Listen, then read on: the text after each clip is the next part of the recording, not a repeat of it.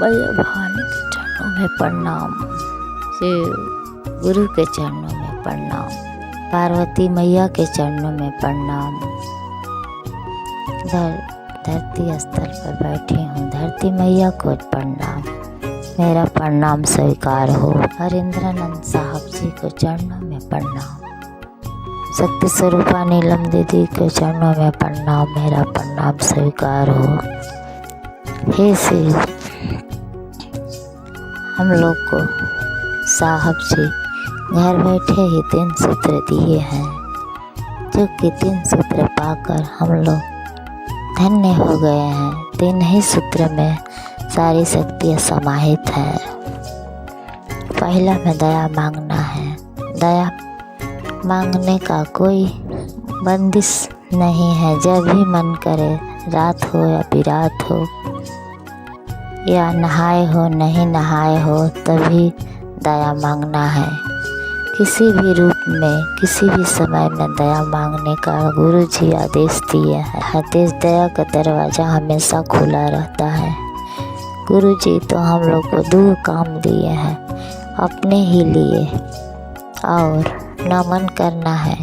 हम लोग को नमन करने से कर्म फल पास होगा, दूसरा कर्म फल नहीं बनने पाएगा। शिव गुरु कैंची से धीरे धीरे काट कर सब पास कर देंगे। जो कर्म फल बना है पूर्व जन्म, फिर नया नहीं बनने पाएगा, दोबारा नया नहीं बनने। हम लोग के लिए तो शिव गुरु जैसे चंदा मामा है, वैसे ही घर घर के मामा हुए हैं इस समय कलयुग में। जनमानस में गुरु जी हमारे घर घर आए हुए हैं। हम इस पर ही हम एक चर्चा देने जा रहे हूँ। गुरु बहना लोग, जो चर्चा में कमी होगी हम उसे आप लोग क्षमा मांगते हैं। प्यार दुलार अपना छोटी बहन के लिए देते रहना। गुरु बहना लोग, एक चर्चा दे रही हूँ। बहुत एक दुखियारी के ऊपर चर्चा है। बन तरस गए थे वो अपने पुत्र के वियोग में। उनका एक भी पुत्र नहीं था। एक राजा था और एक रानी थे। इतना वह गरीब था कि वो ऐसा दिन आया उनका गरीबी का कि दिन भर भीख मांगते थे। शाम के समय घर आते थे तो उनका भोजन बनता और दोनों व्यक्ति भोजन ग्रहण करते थे। भीख मांगते मांगते कुछ समय बीत गया उनका।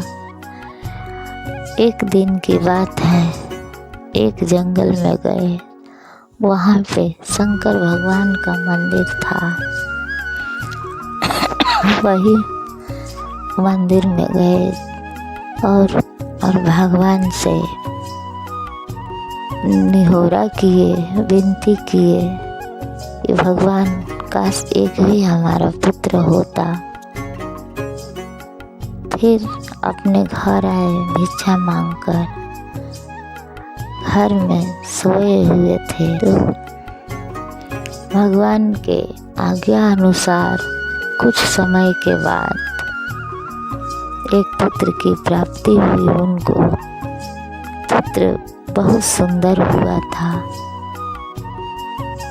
घर में दोनों आदमी खूब खुशहाली से राजा रानी रह रहे थे। कुछ समय बीत गया था। महादेव ने बोला कि ये राजा है, किसी को द्वार से खाली नहीं जाने देता है। ये राजा भले ही गरीब हैं, पुत्र नहीं, पुत्र वियोग से ये गरीब बन के रह रहा है। चलो इनका परीक्षा तो लूं। गुरुजी ने कोढ़ी का भेष बनाया दोनों लोग और गए उनके बगीचे में। जाकर बैठ गए। राजा ने देखा कि बगीचे में एक कोढ़ी साधु और एक बुढ़िया बैठी हुई है। दोनों कोढ़ के रूप में बैठे थे। राजा ने निकल कर आया घर से, बोला, महाराज आप इस तरह क्यों बैठे, आपको खाना ले आ रहे हो, पानी पी लीजिए, खाना खाइए। बोले, वो कोढ़ी देवता ने बोला कि नहीं, हम लोग खाना नहीं खाएंगे, हम लोग पानी नहीं पिएंगे, हम लोग तो मांस खाते हैं, मांस खाते हैं हम लोग। तो वो राजा ने कहा, आप कैसा मांस खाओगे? तो वो बूढ़े बाबा ने कहा कि हम जो मांगेंगे तो हमको दे देंगे आप।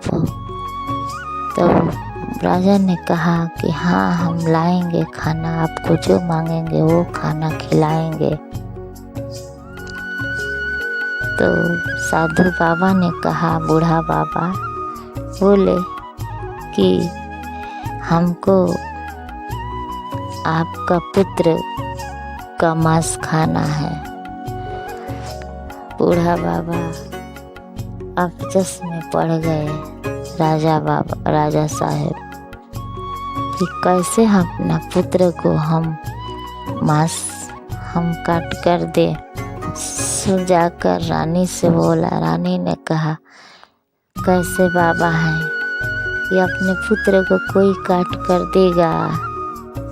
राजा रानी दोनों का कुछ समय के क्षण भर के लिए सदमा लगा। फिर राजा ने कहा, ठीक है बाबा, हम अपने पुत्र को काट कर तो बूढ़ा बाबा बोला, आपको ही परोसना है अपने पुत्र का मांस को। राजा साहब ने बोला, जो रानी थी वो तो बेहोश हो गई। राजा साहब बोले कि ठीक है, हम अपने पुत्र को ले आ रहे हैं। और ले आकर वो बूढ़े बाबा जो कोढ़ी थे अपने तलवार से काटकर 3 खंड कर दिए और खून निकलने लगा। पुत्र का 3 खंड कर दिए तो बोले कि थाली में लेकर इस पर नमक कैसे खाएंगे? थाली ले आओ और नमक छिड़क दो, तब तो खाएंगे हम। राजा साहब गए नमक लाने के लिए।